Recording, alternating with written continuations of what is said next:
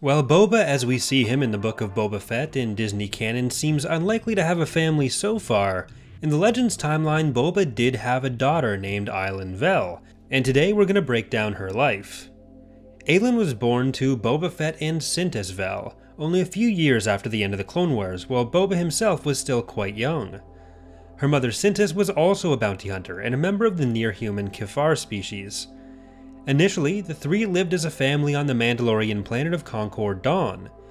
Boba, though, was exiled while Ailyn was quite young, and Ailyn believed that his departure was instead an abandonment. When Ailyn turned 16, Cintas took a bounty with the hopes of securing enough credits to buy a gift for her. Unfortunately, Cintas also didn't return, and Ailyn believed her mother to be dead. In reality, Cintas had been frozen in carbonite. These two misunderstandings about the fate of her parents caused her to be driven throughout her adult life by a burning hatred for Boba, whose abandonment she blamed for her mother's death.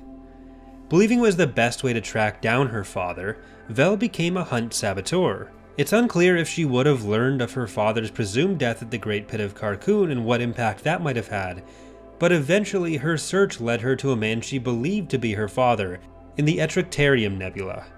Though she killed the man and took his armor, thinking she had finally ended her hunt, the person she'd actually killed was a clone Advanced Recon Commando, Alpha 02, also known as Spar, who had led the Mandalorians as Mandalore the Resurrector.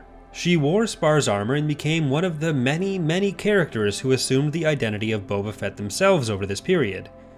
In her stint as Boba, she would take work from the one-eyed gangster Bwal the Hutt of Torque, as well as the Alien Diversity Alliance, hunting for the patriarch of the Thull family to unleash a human-killing virus throughout the galaxy.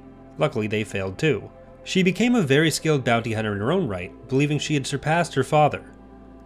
Ailyn did at some point learn that the clone she had killed had not actually been Fett, and in 21 ABY, or years after the Battle of Yavin, a few years before the Yuuzhan Vong War, she tracked the real Fett to the Mandalorian dreamscape world of Shogun. There she found the body of a Mandalorian super commando and believed it to be Boba, once again incorrectly assuming her father was dead. This time she had other pieces of evidence to point her that direction though. She had found Boba's ship, the Slave 4, with the body of her presumed father. The body actually belonged to Mandalore Fen Shaisa, who had died saving Boba's life. Believing once again that her hunt for her father was over, she took his ship and continued to use his identity as a bounty hunter. Ailyn had been researching Mandalorian culture to better hunt Fett, and in the process became romantically involved with a Mandalorian warrior named Makin Merrick. In 22 ABY, the two had a daughter named Mirta Gev, who was raised within the Mandalorian culture in a way that Ailyn hadn't really been. As Boba was Mandalore during the Yuuzhan Vong War, Ailyn presumably became aware of his survival pretty quickly afterwards. It's not until nearly 20 years later in 40 ABY where we know what her next actions were. She had still not given up on the hatred which had been driving her nearly her entire life, and now she had drawn her daughter into it as well.